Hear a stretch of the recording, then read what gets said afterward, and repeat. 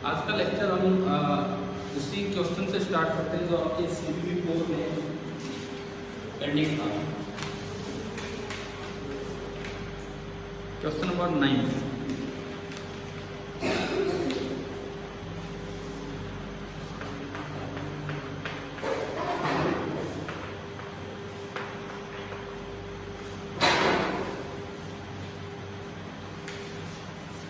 देखो इसमें कहता है two small equally charge spheres each of mass m are suspended from the same point. Equally charge है तो दोनों रिपेल करके बैठे होंगे कहीं, ठीक है।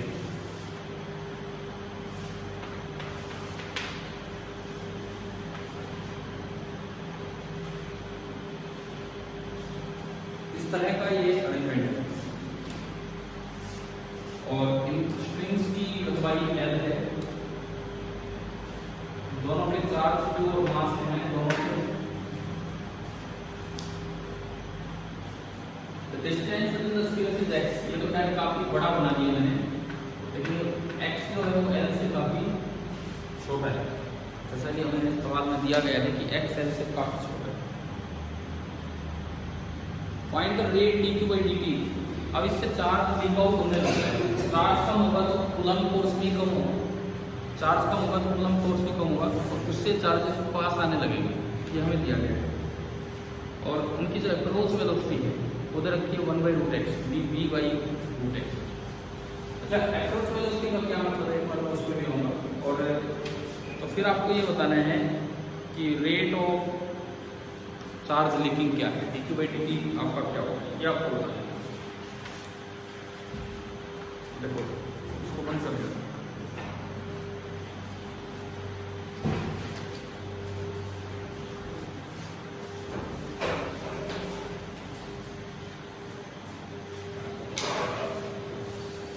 देखिए अब किस तरह से ये सवाल बताना चाहिए था आगे। एक इक्वेशन आपने बनाई रखी थी कि अगर ये एंगल थीटा है तो tan थीटा हमारा कितना था। देखो t sin थीटा बराबर q square upon x square, t cos theta equal to mg। Divide किया तो इधर तो tan थीटा उधर बनता था q square upon x square mg, है ना। ये आपका tan थीटा आ गया k q square upon x square m दिया है। अब इस अजम्पशन का क्या फायदा होगा जब भी कभी हमें सवाल में ये वाली अजम्पशन दी जाए, जब भी कभी हमें सवाल में ये वाली अजम्पशन दी जाए तो ये एक ही चीज कहना चाह रहा है कि एंगल बहुत छोटा है। ये एक ही चीज कहना चाह रहा है कि x बहुत छोटा है तो मतलब ये जो स्ट्रिंग है बहुत दूर नहीं है, ये वर्टिकल के पास है। और स्मॉल एंगल के लिए आप tan थीटा को sin थीटा भी लिख सकते हैं। स्मॉल एंगल के लिए आप tan थीटा को sin थीटा भी लिख सकते हैं। तो हमारे दिमाग में रहे बात कि जब भी कभी ये वाली अजम्पशन आए इन सवालों में तो आपको इसीलिए दी गई है कि आप tan थीटा की जगह sin थीटा यूज कर सकते हो, क्योंकि sin थीटा लिखना आसान है। ये दूरी कितनी, इसको छोड़ो पाइथागोरस लगानी पड़ेगी। sin थीटा कितना है यहाँ,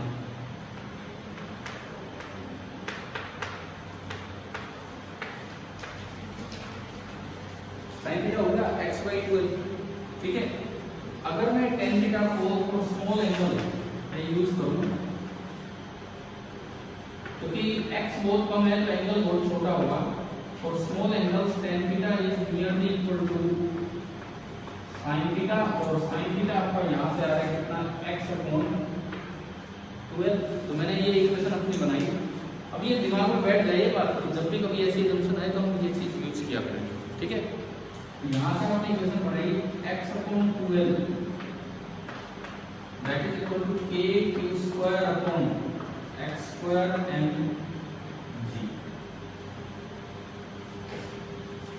यहां से x और q में एक रिलेशन आ गया, x क्यूब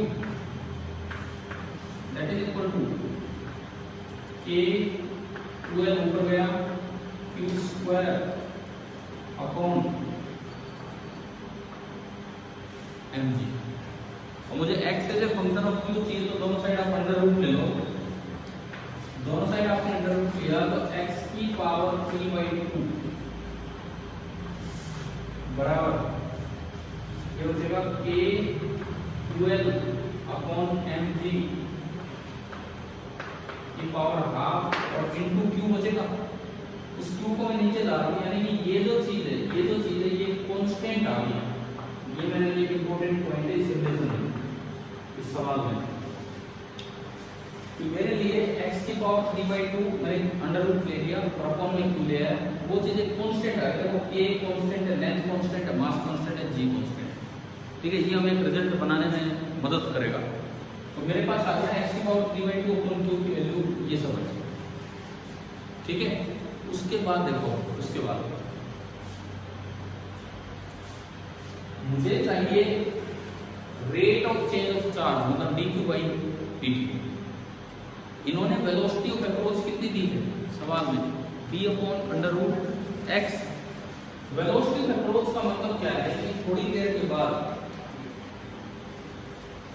बाद ये थोड़ा सा पास आ जाएंगे। थोड़ी देर के बाद ये थोड़ा सा पास आ जाएंगे। क्यों पास आ जाएंगे भाई? यहाँ इन पे चार्ज कितना है, q है। यहाँ इन पे चार्ज कितना हो जाएगा, q प्लस dq या q माइनस dq। कम हो रहा है चार्ज लीक आउट हो रहा है। तो चार्ज q प्लस dq होगा या q माइनस dq होगा थोड़ी देर के बाद? नहीं, हमेशा चेंज को प्लस के साथ लिखते हैं, ये बात याद कर लो। कोई भी चीज है, ये x है, dt टाइम के बाद x प्लस dx ही लिखा जाएगा। अगर कम हुई है तो dx नेगेटिव है, और अगर बड़ी है तो dx पॉजिटिव है। देखो ये time t equal to t है, ये जो टाइम है this is t equal to t। ये आपका टाइम है t प्लस dt, ये जो मैं येलो कलर से दिखा रहा हूँ। यहाँ आपका टाइम हो गया t प्लस dt, मतलब थोड़ी देर के बाद चार्ज रह गया है कितना, q प्लस dt, और दोनों के बीच की दूरी रह गई है कितनी, x प्लस dx। 3 dt आ गए, dx dt dq। इनमें बताओ कौन सी चीज पॉजिटिव है कौन सी नेगेटिव। पहली बात मैं टाइम की बात करूँ, टाइम बढ़ा होगा कि कम हुआ होगा, बढ़ा ही है। तो dt तो क्या है, पॉजिटिव। अब मैं चार्ज की बात करूँ, चार्ज लीक हो रहा है तो चार्ज उस पर बढ़ा होगा कि कम हुआ होगा, कम हुआ होगा। dq क्या है, नेगेटिव, तो कम नहीं हो सकता। अब मैं डिस्टेंस की बात करूँ, सेपरेशन x, तो बढ़ा है कि कम हुआ है, कम हुआ है ना। क्लियर है चीज, कम हुआ है तो ये जो dx है वो भी क्या है, ये छोटी छोटी बातें में देखनी आनी। इसका मतलब अगर मैं dq/dt निकालूं वहीं से, तो पूछा जवाब में तो क्या आना चाहिए, नेगेटिव, क्योंकि dq/dt है रेट ऑफ चेंज। लेकिन अगर सवाल मांगता है मुझसे rate of leaking, leak out होने का रेट, तो वो पॉजिटिव बोल दिया जाएगा। कोई चीज कम हो रही है उसके चेंज होने का रेट नेगेटिव होता है, लेकिन उसके घटने का रेट पॉजिटिव होता है। ठीक है, और अगर मैं यहां से देखूं इससे और इससे, तो dx/dt भी नेगेटिव होगा कि पॉजिटिव, dx तो नेगेटिव और dt पॉजिटिव। अब देखो इन्होंने कहा कि जो वेलोसिटी ऑफ अप्रोच है, किसी x दूरी पे वो है b/√x। b कोई एक कांस्टेंट है, यानी कि अगर मैं वेलोसिटी ऑफ अप्रोच के मैग्नीट्यूड की बात करूं तो वो है b/√x। अब वेलोसिटी ऑफ अप्रोच मतलब इनके बीच का सेपरेशन किस तरह से कम हो रहा है, ये है वेलोसिटी ऑफ अप्रोच। तो वेलोसिटी ऑफ अप्रोच का मतलब है dx/dt। इनके बीच का सेपरेशन किस तरह कम हो रहा है, दैट इज dx/dt। समझ आ रहा है क्या, dx/dt। लेकिन dx/dt तो नेगेटिव है, और किसी वेक्टर का मैग्नीट्यूड कभी नेगेटिव नहीं हो सकता है। तो आपको नेगेटिव को पॉजिटिव बनाने के लिए बाहर क्या लगाना पड़ेगा, माइनस क्यों लगाया है, क्योंकि वेलोसिटी का जो मैग्नीट्यूड होगा वो नेगेटिव नहीं हो सकता। जबकि dx/dt नेगेटिव है तो उसको पॉजिटिव बनाने के लिए बाहर क्या लगाते हैं, माइनस। ठीक है, तो ये आपकी इक्वेशन बनी, minus dx/dt equal to b/√x। यानी कि अगर मुझे कोई जरूरत पड़ेगी dx/dt की, तो मैं उसको लिख लूंगा माइनस b/√x। अगर मुझे कहीं जरूरत पड़ेगी x की पावर 3/2 अपॉन 2, तो वो मेरे लिए ये कांस्टेंट। अब मैं अपना काम स्टार्ट करूँ। ये तो मैंने पहले अपने हथियार तैयार किए, फिर अब युद्ध में उतरेंगे में क्या होने वाला है। आपको क्या निकालना था, rate of change of charge D Q by D T. आपके पास एक्स और क्यू में रिलेशन आ चुकी, दोनों साइड अगर मैं टाइम के रिस्पेक्ट में डिफरेंशिएट कर दूं, दोनों साइड अगर मैं टाइम के रिस्पेक्ट में डिफरेंशिएट कर दूं, दोनों साइड अगर मैं टाइम के रिस्पेक्ट में डिफरेंशिएट कर दूं, इधर बनने वाला है dx बाई dt, उधर बनने वाला है dq by dt, dq by dt आ जाएगा तो dx बाई dt वैल्यू मेरे पास। देखो सवाल ढंग से करने हैं, जैसे कोई एक पेपर देके खुश मत होना, बिकॉज कई बार क्या होता है आपने जो चीजें सोल्व की एग्जाम में वही आ गई, तो आपको लगता है कि मेरा इलेक्ट्रोस्टैटिक्स तो बहुत ही अच्छा है, ठीक है, उस चीज से इतनी खुशी नहीं होनी चाहिए। नई तरह के सवाल आए और वो आपसे तुरंत हो रहे हैं तो उनमें थोड़ा खुश होना चाहिए, ठीक है। वो जस्ट एक सिंगल टाइप ऑफ पेपर था, दो चांस होते हैं, कई बार क्या होता है बाई चांस मैचिंग हो जाती है, आप जो करके गए वो सवाल आ गए। कई बार क्या होता है जैसे जो टीचर पढ़ा रहे हैं उसी से पेपर बनवाया जाए तो एक्चुअली थोड़ा सा दिमाग अपना उस साइड ओरिएंटेड रहता है, भाई जो जिसने जो पढ़ाया है वो दिमाग ओरिएंटेड रहता है, भाई एक तो इस तरह के सवाल होते हैं, एक इस तरह के सवाल होते हैं, तो अक्सर एग्जाम में वो चीज़ें आ जाती हैं। तो दो बातें हैं, तो हमें और पेपर्स के लिए तैयार रहना होगा। किस किस तरह के पेपर, जैसे यहाँ भी आपने एक टेस्ट दिया है, अभी तक एक ही दिया है ना पहला 18 नंबर का, और तैयार रहे अगले टेस्ट के लिए इस तरह से, ठीक है। फर्स्ट पार्ट के टेस्ट के लिए तैयार रहे, फिर हम स्टार्ट करेंगे जो भी है इस तरीके से। तो भाई ये बातें नहीं यहाँ से समझ में, देखो कि क्वेश्चन कितना अच्छा क्वेश्चन है और इसका रिजल्ट कितना जोरदार है। नीट वालों ने डायरेक्ट यूज करवा दिया। अब कोई सोचेगा कि तो नीट लेवल का क्वेश्चन क्यों नहीं है भाई, आ चुका नीट के पेपर में, ठीक है, लेकिन अगर आप रिजल्ट याद कर जाओगे तो डायरेक्ट ही हो जाएगा। लेकिन पहले सीखो अभी क्या करना है, क्या करें इसके बाद differentiating with respect to T. हम क्या करें कि हम टाइम के रिस्पेक्ट में डिफरेंशिएट करें, ठीक है। तो देखो करो इधर differentiation D by D T of x की पावर 3 बराबर उधर 2kl अपॉन mg तो कांस्टेंट है, 2kl अपॉन mg तो कांस्टेंट है, और अंदर बचेगा D by D T of q square. कोई गलती हो तो बता लेना, सही है। एक्स क्यूब का डिफरेंशिएशन क्या होगा, 3 बाहर x की पावर 2 और इनटू dx बाई dt। हमने अपने हथियार पहले से याद कर रखे हैं, कहीं भी dx बाई dt आएगा हम प्रूव कर देंगे, है ना, बराबर 2kl अपॉन mg तो बाहर है, q स्क्वायर का क्या होगा 2q और dq बाई dt। अब इसको थोड़ा संभालेंगे अपने उन हथियारों की मदद से। आपको जो नोट करना है ना कर लो यहाँ पे, फिर मुझे बोर्ड थोड़ा साफ भी करना पड़ेगा, जो नोट करना है कीजिए। आप जैसे बीच में आए नहीं है 2 दिन तो लेक्चर तो डेली याद करता हूँ, कुछ देख लिए करनी है ना आपको।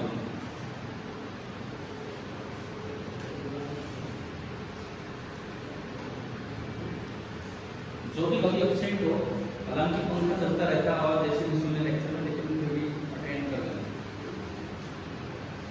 आवाज समझ आ रही है लोगों ने, थोड़ा डिस्टेंस से करो। और ये जिसने नोट करके वो खाली ना बैठे, इसको आगे बढ़ाए, क्या तैयार है दोनों पे, और इसे आप देख लें।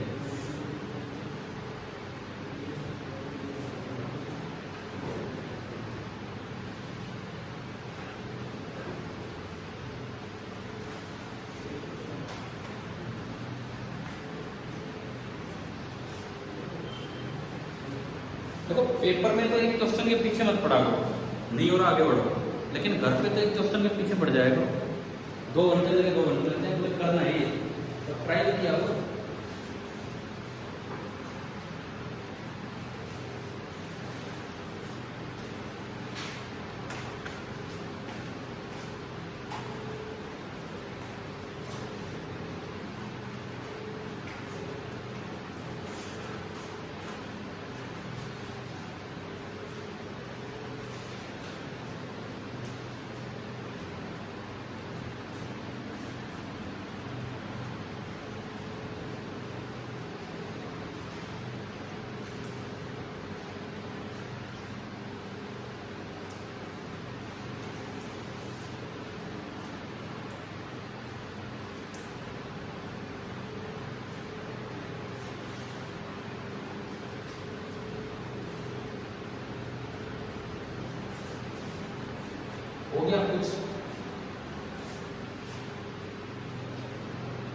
देखो dx by dt मैंने आपने क्या रखा minus B upon under root X, तो मैं उसको ठीक करूँ माइनस 3 एक है बी और एक अंडर रूट एक्स आएगा, तो ऊपर तो x की पावर 2 है और नीचे x की पावर हाफ है, तो x की पावर कितनी होगी, ऊपर x की पावर 2 है नीचे x की पावर हाफ है, तो x की पावर कितनी होगी 3/2, x की पावर 3/2 बराबर इधर सवाल में 2 to 4 4al/mg। अच्छा एक क्यूब है आपके पास, उधर है ना एक क्यूब, इस क्यूब को क्यों ना हम इसके नीचे ले लेते, उसका फायदा क्या होगा, इसका क्या फायदा है क्यूब को नीचे ले लेने का। अरे पहले से एक चीज तैयार करके बैठो, चाहे x वेरिएबल है चाहे q वेरिएबल है, q कम हो रहा है x भी कम हो रहा है, दोनों वेरिएबल है, लेकिन ये टर्म क्या है कांस्टेंट है ना, और इनटू क्या बचा dq by dt, इस कांस्टेंट की वैल्यू यहां से उठा के पुट कीजिए और dq by dt निकाल लो क्या k की जगह रख देना 1/4 pi epsilon नॉट,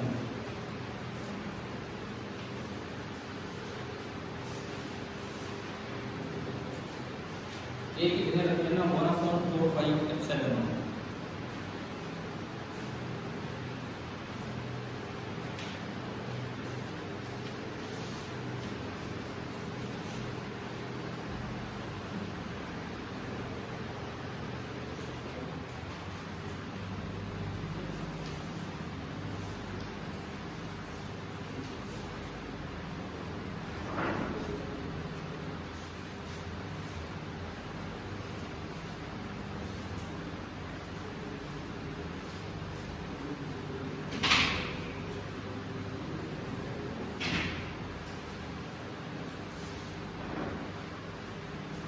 देखो आप तो जो आंसर लिखवाया है वो आ भी रहा है,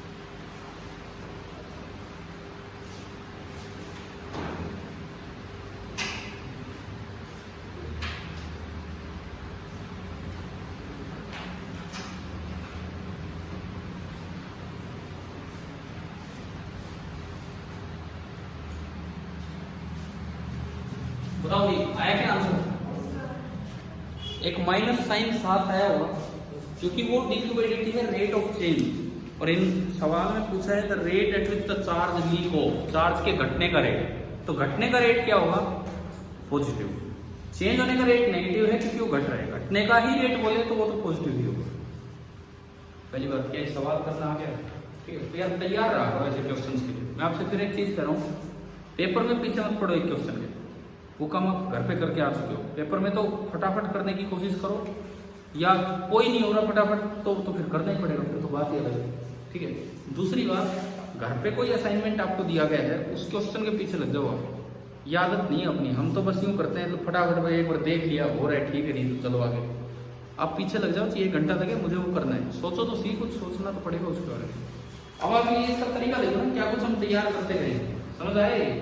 अच्छा जो इसका रिजल्ट है, जो अक्सर हम बच्चों को याद करवाते हैं, जो नीट में डायरेक्ट काम भी आया कभी, तो ये है dq by dt जो आया वो कांस्टेंट आया कि वेरिएबल आया, dq by dt कांस्टेंट आया कि अगर इस तरह की सस्पेंडेड बॉल्स का चार्ज कांस्टेंट रेट से लीक आउट हो रहा है तो बॉल्स एक दूसरे को अप्रोच करेंगी और जो वेलोसिटी ऑफ अप्रोच होगी वो इनवर्सली प्रोपोर्शनल होगी under root of separation between.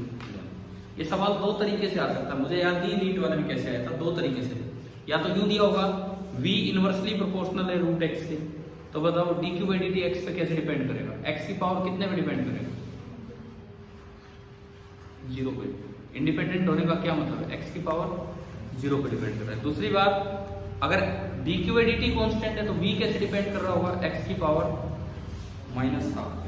यहाँ से जो मैं पूरा नहीं कर रहा, आपने कर लिया ना, वो कर लिया पूरा नहीं किया, मैं कर देता हूँ। यहाँ कहाँ गया हम? हाँ आ गए थे, यहाँ आ गए थे। इस स्टेप में देखिए, D Q by D T आपको निकालना है।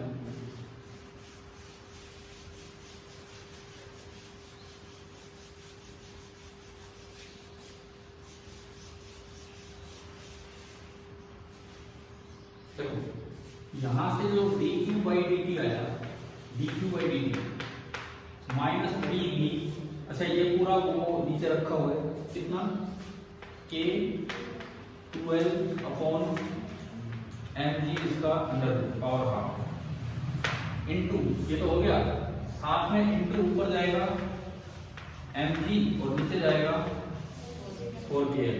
इसको भी अंडर रूट में ले जाना है तो अंडर रूट में स्क्वायर बना के ले जाओ ताकि अंडर रूट पूरे में दिया जा सके। अब अगर मैं इसको देखूं तो ये आया -3v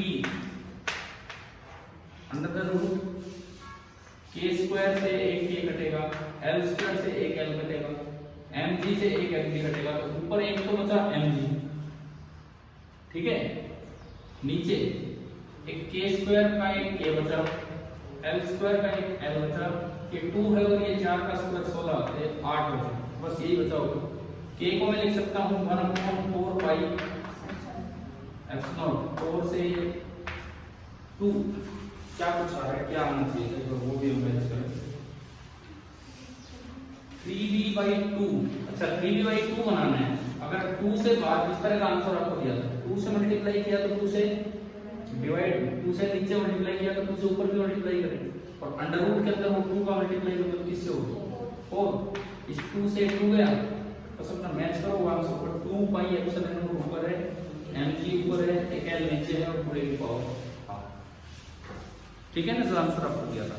अब मैं ये कह रहा हूँ, ठीक है हमने सीख लिया, ये तरीका हमने सीख लिया, लेकिन इससे जो दो रिजल्ट हमें याद रखना है, इस तरह की सस्पेंडेड बॉल्स में, इस तरह की सस्पेंडेड बॉल में जो रिजल्ट आपको याद रखना है, पहला result, if v is proportional to x की power -12, then dq by dt is proportional to x की पावर 0। समझ आ गया ये? If v is proportional to x raised to power -r, then dq by dt is proportional to x raised to power 0। या इसका उल्टा बना सकते हैं दूसरा कि if dq by dt is constant, then v is proportional to x raised to power -r। ये दो बातें।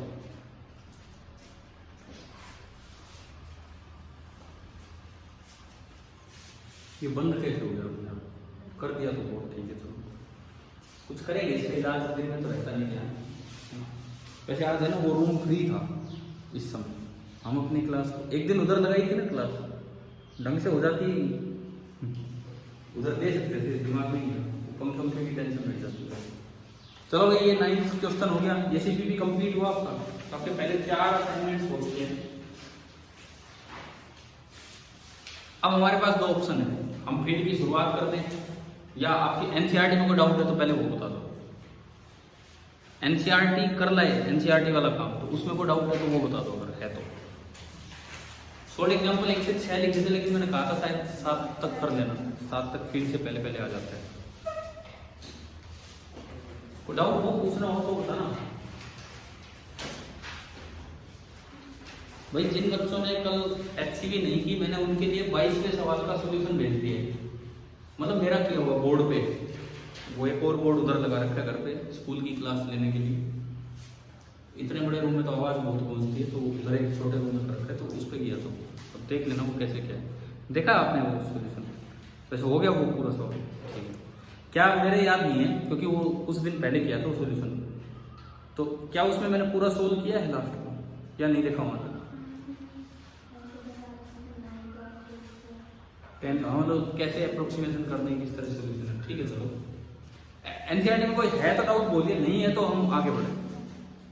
हो गए, या नहीं भी किया हो तो आज जाके करना, ठीक है, HCV में पूछना है किए गए HCV आप लोगों ने, आपने कितने कर लिए बताओ? बस और सारे हो गए? चलो तो बताओ। मैं जस्ट एक जल्दी जल्दी से थोड़ा हिंट देता हूँ क्योंकि हम फिर आगे फील्ड वाला ही स्टार्ट कर रहे हैं अभी। 10th आप ये है कि एल लेंथ की बॉल है और यहीं पे इसको सस्पेंड किया, तो इन्होंने पूछा find the angle of the thread with the vertical when it stage in equilibrium. Angle कितना बनाएगी थ्रेड वर्टिकल के साथ जब ये इक्विलिब्रियम में है उस समय। लो आप, मैं आपको ये 10 इसकी न्यूमेरिकल वैल्यूज के साथ नहीं, HCV का एक बड़ा अच्छा सा सवाल है, सोल्ड एग्जांपल नंबर 10 देख लीजिए, वैसे समझ लीजिएगा कि क्या था ये क्या नहीं था।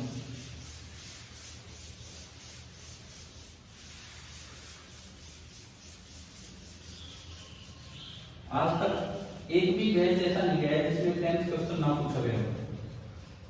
मुझे एक परमानेंट डाउट है हर बैच का, बस ये है कि होने के बाद हो जाएगा मुझे लोग। और मैं आपसे भी कह रहा हूँ आपके अगले टेस्ट में मैं आपसे पूछ लूंगा, तो ढंग से समझ लो। मतलब हो सकता है न्यूमेरिकल वैल्यू चेंज कर दूँ, हो सकता है कुछ और, लेकिन आप इसको अच्छे से समझिए क्या है।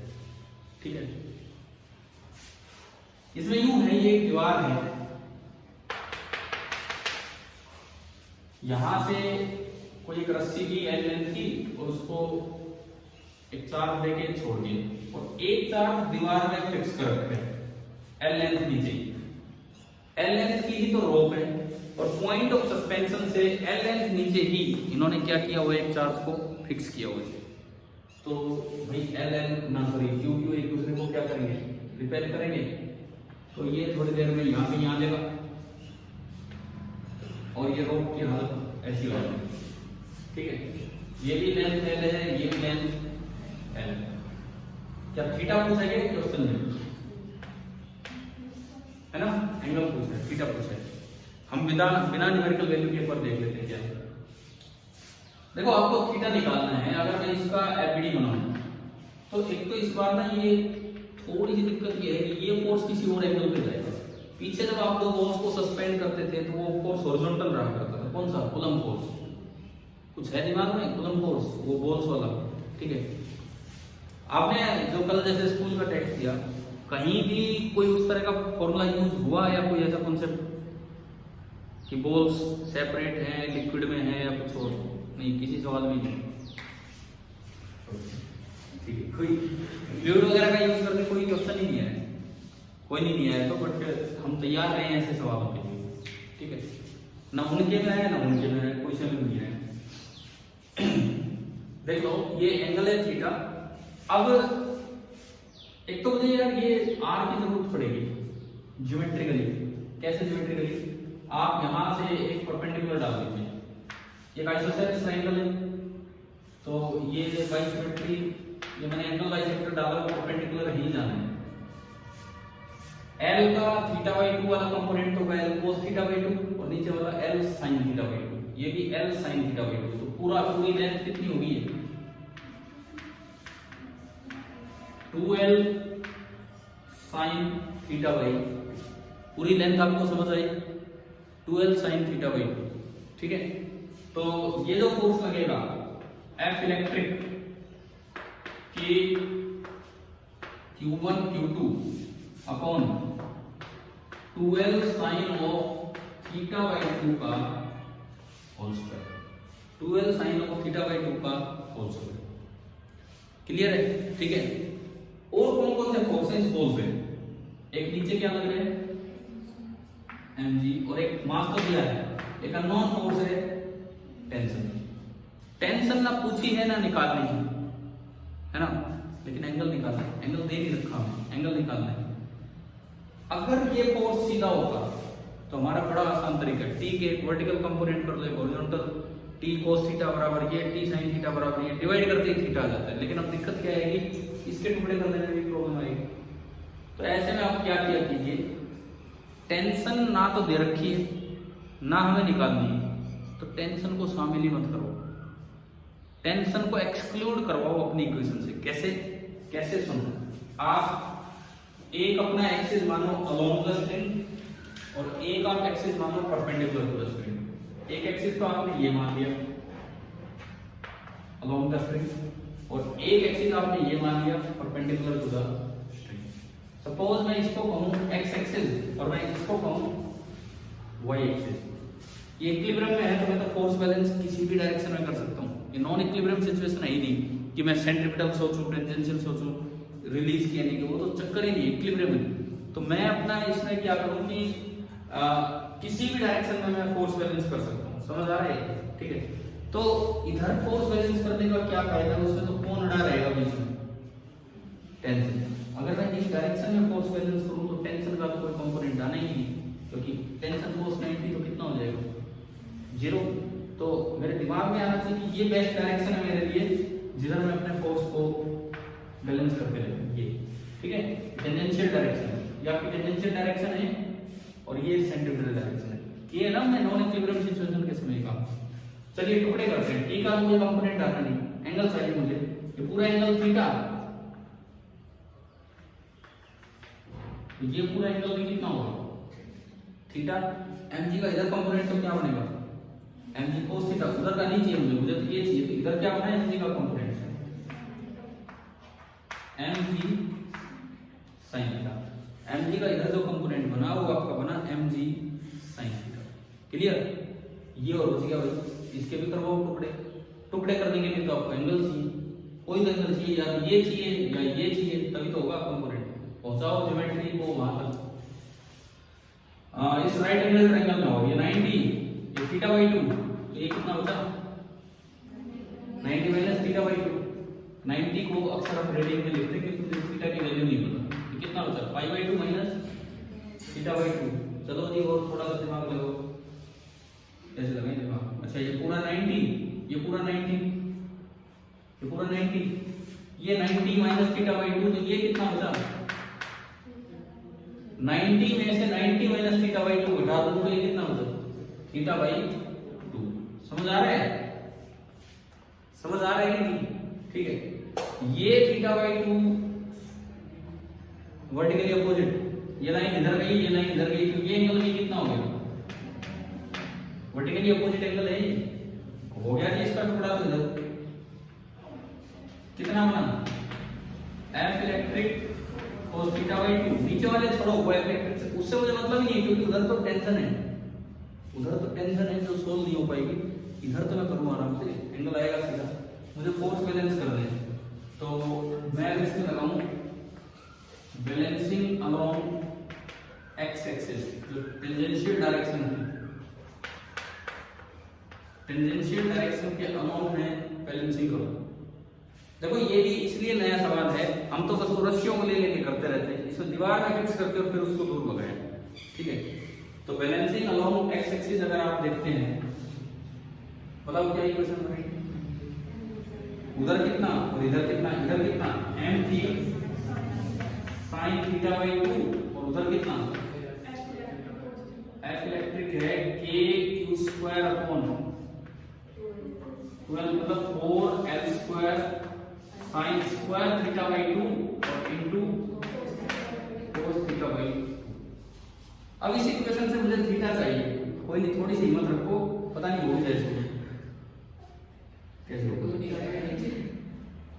अच्छा ये तो थीटा है, ये तो थीटा है, बस तब तो हो जाएगा। sin 2 थीटा होता है 2 sin थीटा cos थीटा, तो sin थीटा को मैं क्या लिख सकता हूँ?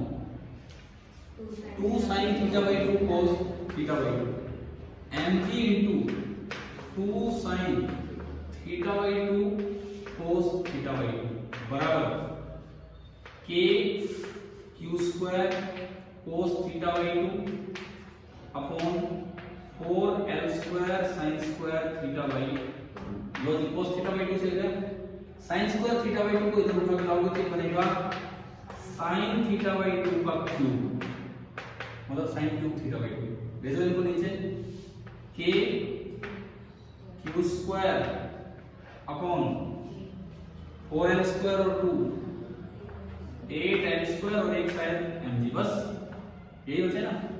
इस पावर 3 को उधर भेजो तो पावर क्या बन गई? 1/3। साइन को उधर भेजो, साइन इनवर्स थीटा बाई 2 आ गया साइन इनवर्स ऑफ दिस, और फिर 2 को उधर दे दो तो मेरा जो थीटा निकल के आया it is coming out to be 2 times sine inverse of k q square upon 8 l square mg और पावर कितनी 1/3। अब वैल्यू पुट करना तो बाद की बात है जो आप वहां से देख सकते हैं। इस सवाल ने हमें क्या सीखा है कि हमें वो रस्सियों के भरोसे जी रहे हैं कि हमने वो कर दिया सवाल तो हो ही आएगा, ऐसा भी कुछ बना सकते हैं। दूसरी बात, अगर टेंशन अवॉइड करनी हो, जिस फोर्स को अवॉइड करना हो उसके परपेंडिकुलर डायरेक्शन में आप फोर्स बैलेंस कर दो इक्विलिब्रियम। आया समझ? ये भूल जाओगे, ये फिर भूल जाओगे, तो इसलिए मैं कहूंगा अपनी कॉपी में, फेयर कॉपी में आप ये नंबर डालो एक्चुअली कितने पेज नंबर पे 116। तो यहाँ पे ना ये लिख लो अपनी कॉपी में actually page number 116 example 10। Numerical value की मत पुट कीजिए, लेकिन इस तरह से इस सवाल को आप कर लोगे।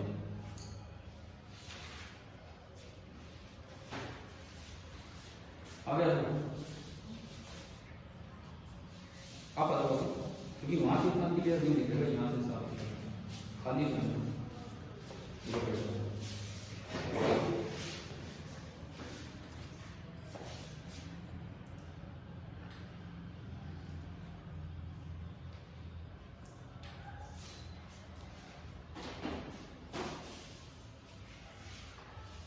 कल मैंने सच में वेट किया था कि रात को कोई तो बच्चा मैसेज करेगा, किसी को कुछ किया है।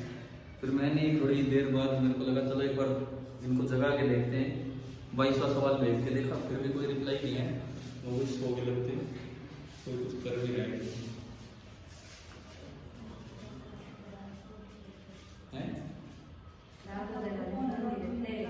रात को घर वाले फोन नहीं देते,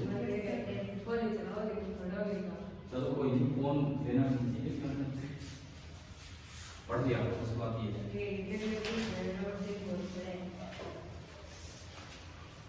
ना, तो मैं ये नहीं कह फोन लेके बैठे अब मैं काम करो, शुरू पूछ लिया।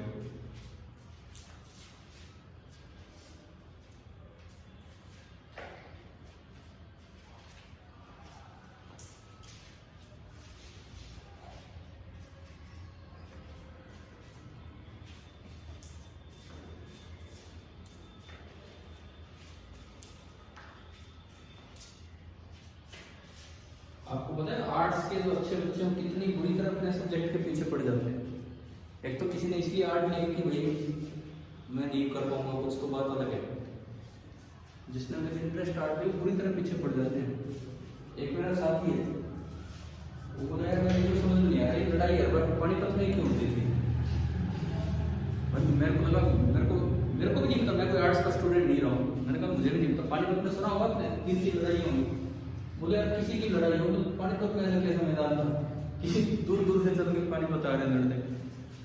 और 2 साल तक वो इस बार में लगा रहा, उसने बहुत पढ़ा, वो अपने सब्जेक्ट पढ़ता रहा। उसको एक दिन कोई मूवी आई होगी पानीपत की लड़ाई में, मुझे नहीं पता कौन सी मूवी, वो देख के मतलब मैंने उसके साथ भी देखी वो मूवी, बट मूवी में भी ये चीज़ निकाल के ला रहा है तो इसके डाउट क्लियर हो गए मूवी से कि वो लड़ाइयाँ पानीपत में। उसने मुझे समझाया लेकिन मेरे समझ नहीं आया, क्योंकि मैंने ध्यान नहीं दिया कि क्या बताना चाह रहा है।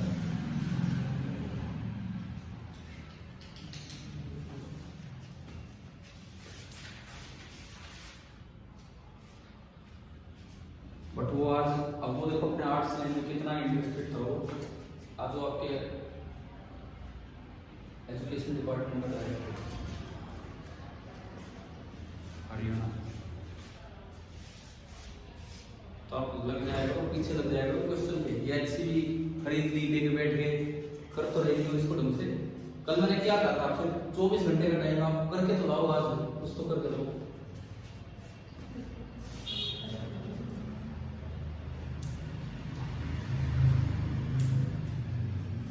तो सिलेबस के तो चक्कर में अभी पढ़ना जब ये सोचते हैं तो 4 महीने कर दूंगा, 5 महीने कर दूंगा। अब कुछ नहीं करो, उसको 3 बार कर दो, वो किसी काम का नहीं है। पहली बार में इतने ढंग से करोगे एक एक चीज समझ आ जाए, आपको रिवीजन की जरूरत ना पड़े उसके लिए। चलेंगे, हो गया।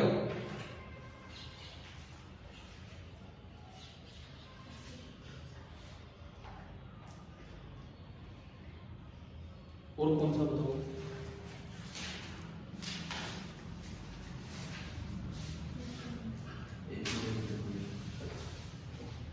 15 न्यूक्लियर फोर्स वाला।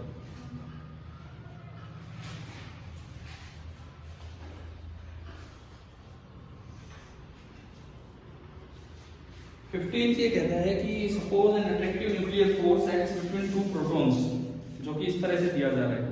Write down the dimensional formula and units of this and this. Suppose that K is 1 Fermi inverse repulsive electric force between the protons is just balanced by attractive nuclear force। जब separation 5 Fermi है, find the value of C। F दिया है C into e की power minus KR upon R square. C into e की power minus KR upon R square.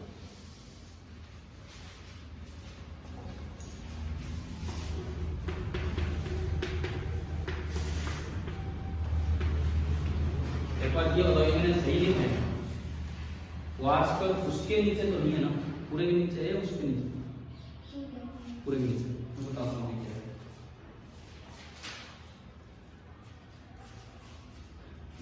चलो नहीं हुआ है,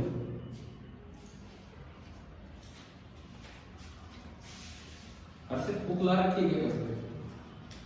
ला भी नहीं रखी, वैसे मूड भी नहीं है शायद लाने से। चलो कोई ना, बुक कोई नहीं मन करे तो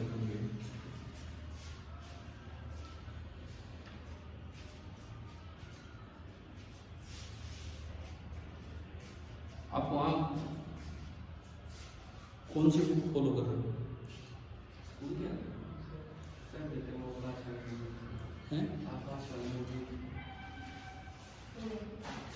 ओके,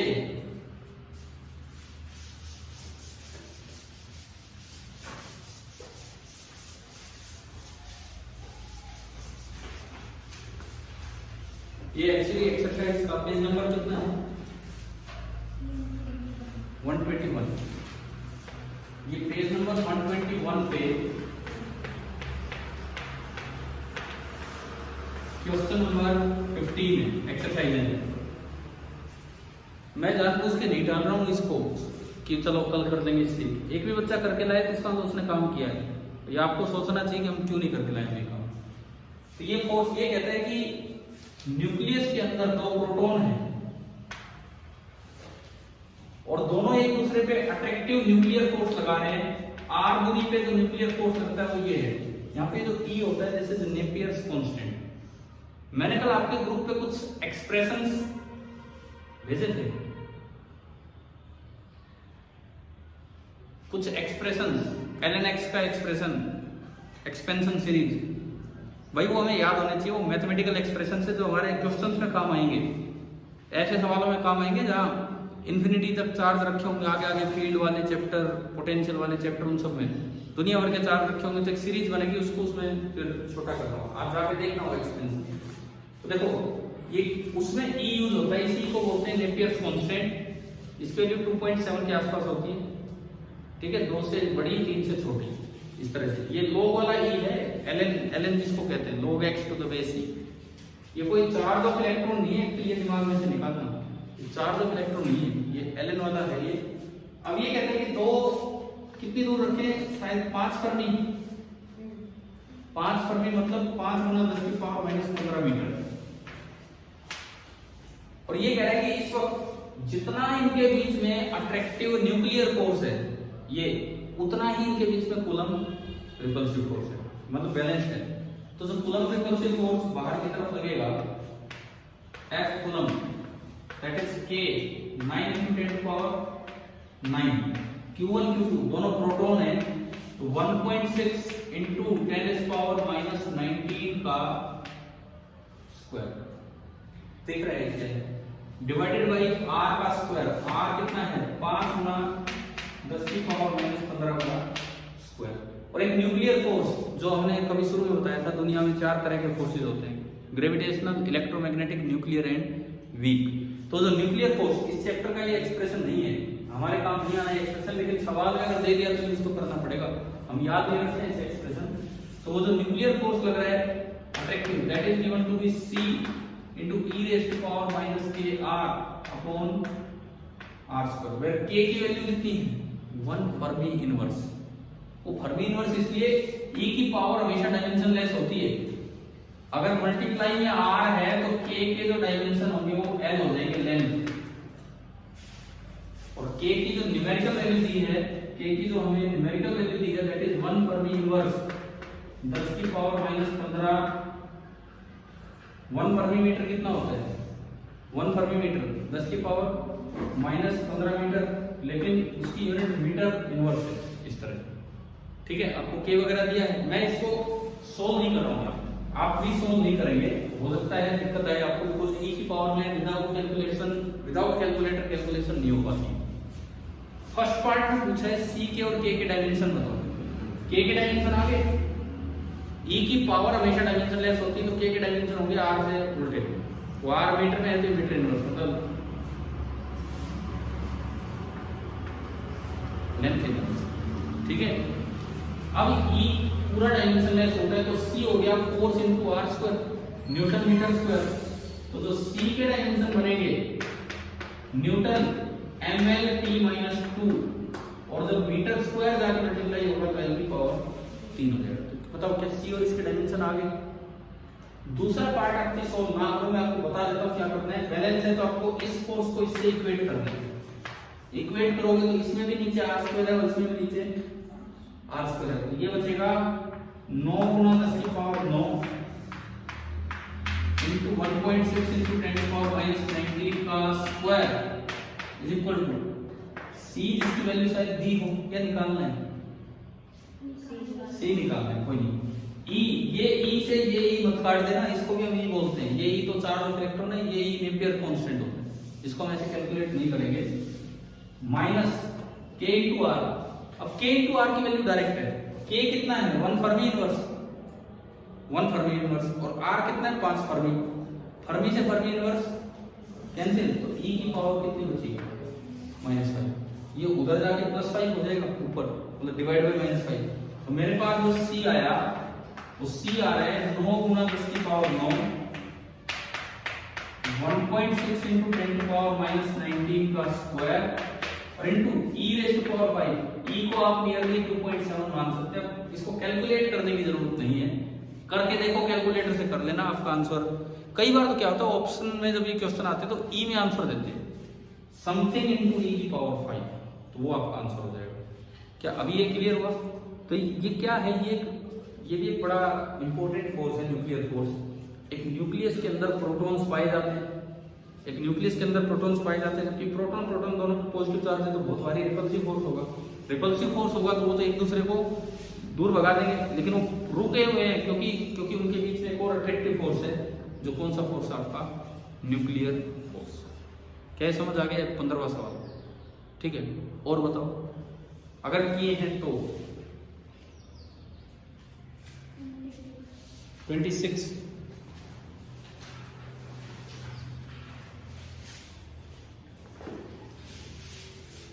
ये किताब ये दोनों की लाइब्रेरी की है।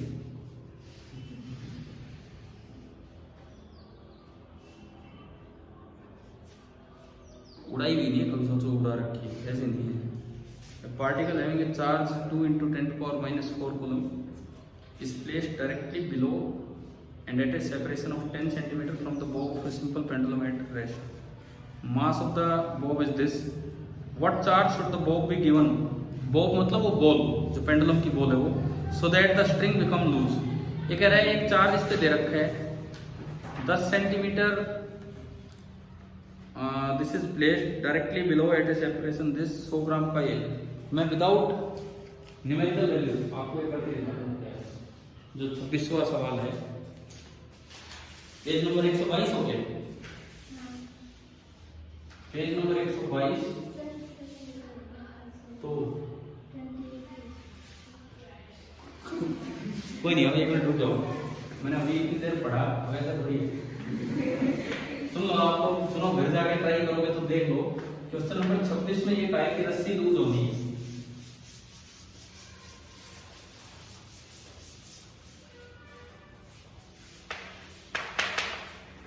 ये एक पेंडुलम है, इसका कुछ मास है बॉब का, इस बॉल का, तो इस पे नीचे फोर्स क्या लग रहा होगा mg और ऊपर टेंशन और T बराबर होगी किसके mg। लेकिन इस रस्सी का काम हल्का करने के लिए इन्होंने क्या किया, नीचे को चार्ज रख दिया होगा। पूछा है कितनी दूर रखा है वो भी दिया है 10 सेंटीमीटर, मीटर में कन्वर्ट कर देंगे। ये पूछा है कि इस पे कितना चार्ज दें कि रस्सी बिकम्स ढीली, मतलब रस्सी बिकम्स लूज, रस्सी लूज हो जाए, इस पे कितना चार्ज दें। रस्सी ढीली करने का मतलब है टेंशन कितनी करनी है, 0। टेंशन 0 तब होगी जब इसको mg को बैलेंस ये ना करे बल्कि इस चार्ज का रिपल्सिव फोर्स करते हैं k/q/r²। तो T बराबर mg की जगह T की जगह ये ले और उससे आप क्यों निकालो। ये था आपका 26वां सवाल। 28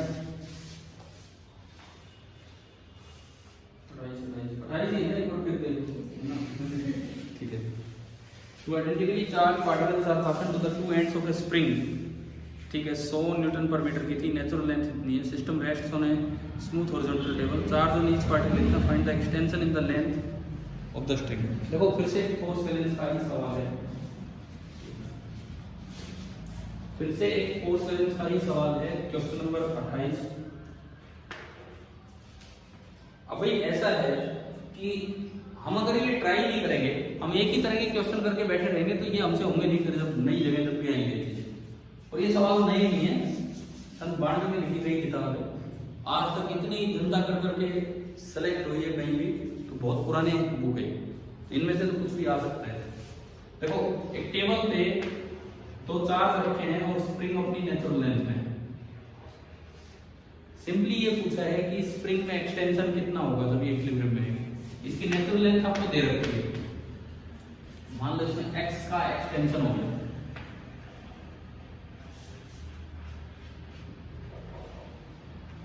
तो नई दूरी कितनी होगी और मुझे x निकालना है, नई दूरी होगी l+x और मुझे x निकालना है, क्या होगा। तो देखो एक ही बात है, किसी भी एक पे फोर्स बैलेंस कर दो, बाहर तो लगेगा k q1 q2 upon l+x का होल स्क्वायर, और अंदर जो स्प्रिंग जो फोर्स लगाएगी वो सिंपली कितना लगाएगी, अरे k से k मत उड़ा देना, ये k तो क्या है स्प्रिंग कांस्टेंट, फोर्स कांस्टेंट, और वो k क्या है 1/4 ये वाला हो जाएगा ये, ठीक है। और बताओ अगर कोई है तो, चलो कोई नहीं, अभी हो सकता है और बच्चे हो आपके, करना भाई। अब ये बाकी भी ऐसे ना देखते रहो, ये कल आओगे तो काम करके लाना है, नहीं तो क्यों आ रहे हो फिर यहाँ, अपने घर पे रहो, आराम से रहो। ये देखो हम चाहिए आकाश के मॉड्यूल कर लें, चाहे हम पीएम जमा कर दें, कुछ कर लें, या तो एक चीज बहुत ढंग से पूरी करें, या तो यूं होता है कि अब उसमें भी होगा क्या, हमने पूरी थोड़ी कर रखी होगी, कुछ पार्ट कर लिया, कुछ नहीं किया। इसलिए मैं कह रहा हूँ कि अगर आप यहाँ आएंगे तो हम, मुझे तो लगता है कि शायद ये ज्यादा बेटर है उनसे, वो मॉड्यूल वगैरह और इनसे ये तो बनाए गए हैं बाद में, ये ज्यादा ओरिजिनल चीज है, ज्यादा बेटर चीज है। वहां से थोड़ा थोड़ा बच्चे रटते फिरते हैं कि भाई यूं होगा यूं होगा यूं होगा। नंबर ऑफ क्वेश्चंस यहाँ कम है, एक खासियत ये है यहाँ नंबर ऑफ क्वेश्चंस कम है, बहुत ज्यादा नहीं है एक चैप्टर में, कम सवालों से आपको ज्यादा कॉन्सेप्ट सिखाए जा रहे हैं, ठीक है। एनसीईआरटी हमें करनी है, साथ में अपना ये काम भी करना है। कितने बच्चों के पास एट प्रेजेंट HCV बुक है, मतलब घर पे आपके पास भी है, एक बार तो हाथ ऊपर करो, अभी तो है ना, ठीक है। और इधर देखो यार, इन सबके पास है और इन सबके पास नहीं है, तो मैं इस बैच के बाहर ही लिख देता हूँ गर्ल्स ओनली।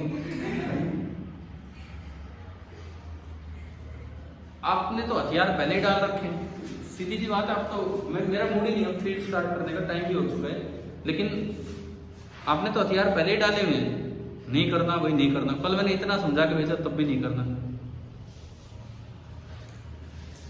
कुमुद भाई आपका क्या नाम है? हिमांशु, कुछ रास आ रहा है ये बैच है, ऐसा भी हो सकता है कि 1-2 दिन में ही लग गया हो कि यार ये तो कुछ अलग चल रहा है, नहीं करना है, ठीक है। आप तो बीमार थे, अगर बीमार ना होते तो कर जाते, ठीक है। हाँ कुणाल, कहाँ जा रहे हो? RPS? तो फिर फायदा क्या जब करते ही नहीं हो काम तो। अच्छा, कौन से सेक्शन में टीचर कौन पढ़ा रहे हैं आपको? अमित सर। तो कुछ तो करवा, कोई होमवर्क में क्या दिया हुआ है, क्या करते हो आप वहाँ? नहीं एनसीईआरटी करते हो।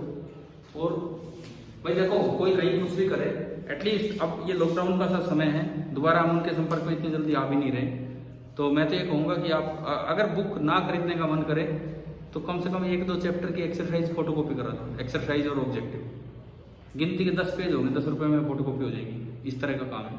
एक बार वो तो करो, कुछ तो करो, ऐसे क्यों कर रहे हो कि काम ही नहीं करके ला रहे। ठीक है, कल का पहला काम मैं बता देता हूँ, चाहे बेशक आना चाहिए बताना, कल पहले डिस्कशन होगा, आपके जो डाउट्स होंगे एनसीईआरटी और एचसीडी से या और भी कोई जो आप करते हो कहीं से भी, उसके बाद फील्ड स्टार्ट होगा, अगर टाइम मिला तो, नहीं मिला तो नहीं होगा, कोई दिक्कत ही नहीं। ठीक है, कल अपना काम ऑब्जेक्टिव जो दिए हैं वो भी, सॉल्ड एग्जाम्पल जो दिए हैं आज सिखा दिए वो भी, ये सब पूरा करके लाओ। ठीक है, चलिए भाई।